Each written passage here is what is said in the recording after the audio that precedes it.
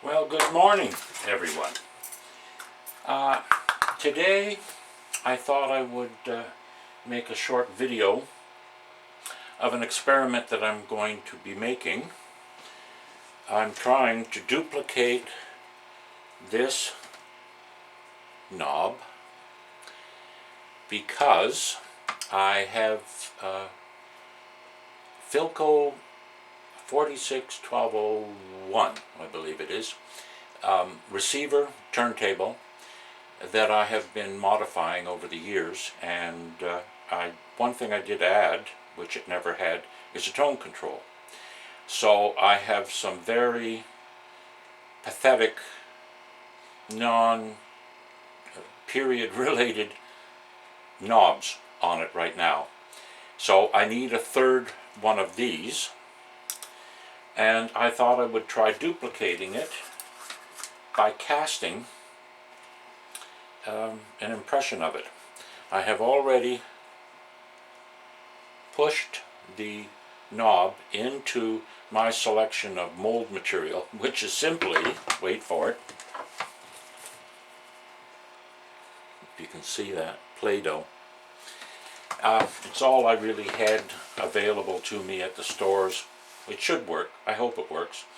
And I do have some two-part resin, which I'm going to mix together, and because it'll turn out clear, I'm taking a chance, and I've mixed together some aniline dye, which I've had for some time, aniline wood dye, and I've mixed black and dark red or mahogany to try and duplicate this browny, slight tint of red color of that knob. If it doesn't work out, I have to try something else. I'm also making an impression of some ceramic phono cartridge mounts to try and create some kind of a mounting bracket for these cheap ceramic cartridges that come from the Orient that only fit one specific kind of turntable. I'm trying to make them fit some generic ceramic cartridge changers and single play record players that must use ceramic cartridges. It's gotten frightfully expensive to purchase the proper cartridges. They've just about doubled in price in the last year and a half, and I'm trying to avoid spending too much money on these projects.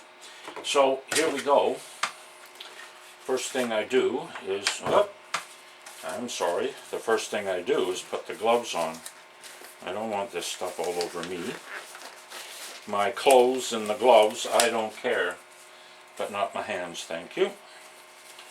So I have my COVID-19 safety gloves on, and the easiest way is to pre-mix. I'm not sure how much I need. I've got lots, so I'm not going to worry about wasting too much. So I pour an equal amount in separate containers. In this case, they're Dixie cups.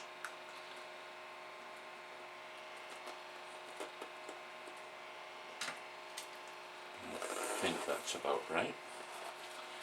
And then, with the aid of my pathetic stir sticks, which I had to make because I don't have any stir sticks around, popsicle sticks or whatever, so I made them by gluing some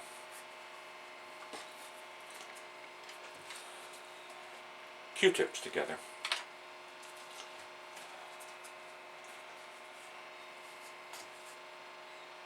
Yeah, boring as molasses in January. Sorry about that. If I get up on my editing skills, I'll cut some of this out. Otherwise, it goes up the way it goes up, and that's it.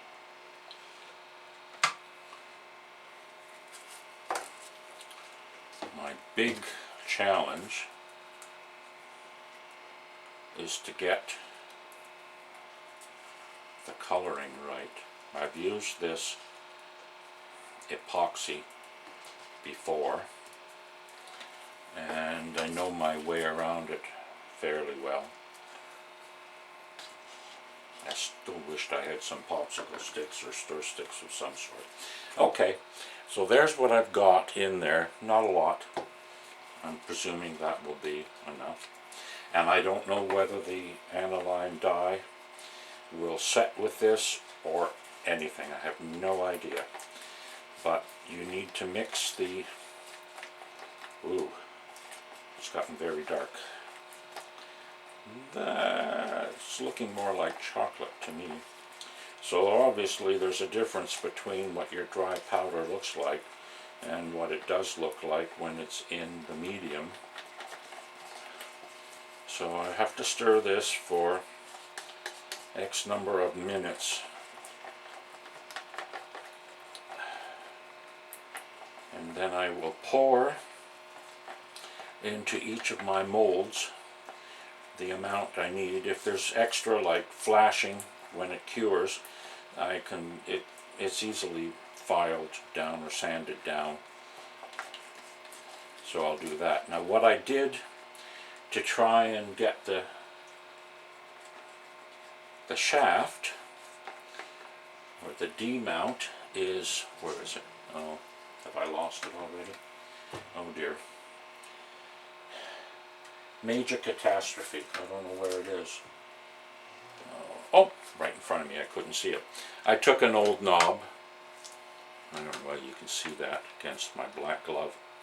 And just cut the knob part away, which leaves the D shaft, which is what I need for this. Now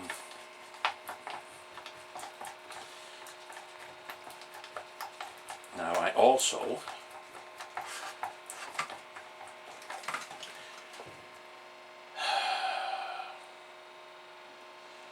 poured that in there. Oh, I don't need I brought some, because I don't have any release agent, I brought some vegetable cooking spray in, but then I've already made the impressions in the mold, so I don't really care. It hasn't seemed to have distorted anything. I'll find out once it cures. If the knob looks atrocious, then I shall be redoing this. I don't know whether you can see the color on that. It's dark. Okay, so the important thing I want is this. So I shall pour it in.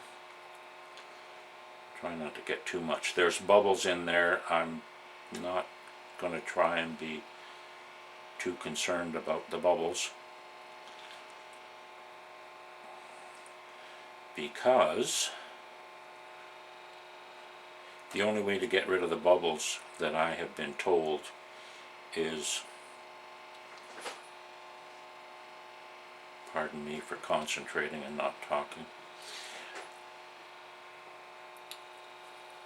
is to heat it with a heat gun.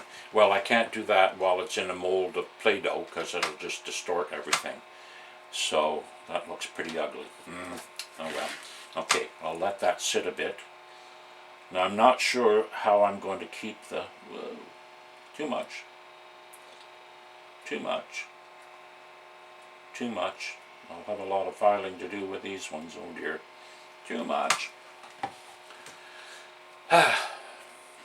First experiment, you can tell. Never done this before. I don't know whether you can see that. It's all over the place because I didn't have a deep enough well, I guess, for it. Now I want to push this in, and my challenge will be to not have it sink all the way to the bottom. It needs to be proud, and it will. So I don't know.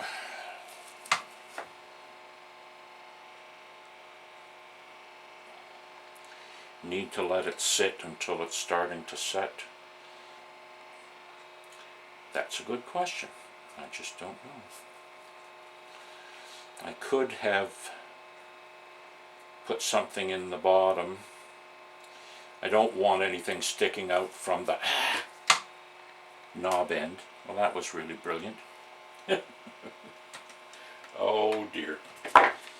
Okay, so I need, pardon my reach, I need some paper towel. Try and save this.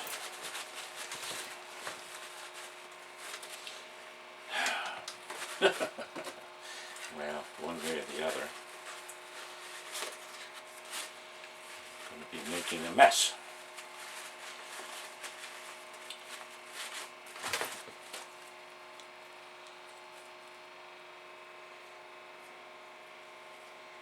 Get the epoxy out of this.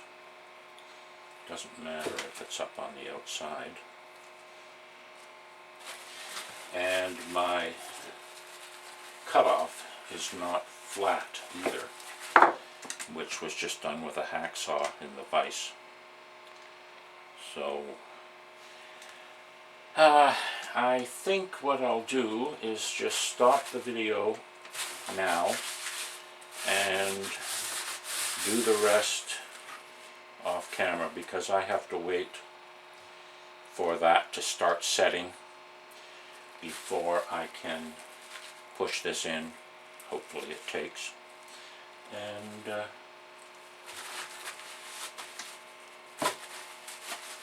then when it's done, if it's successful, I'll be back. If it isn't, I'll probably erase everything. So see you in a bit.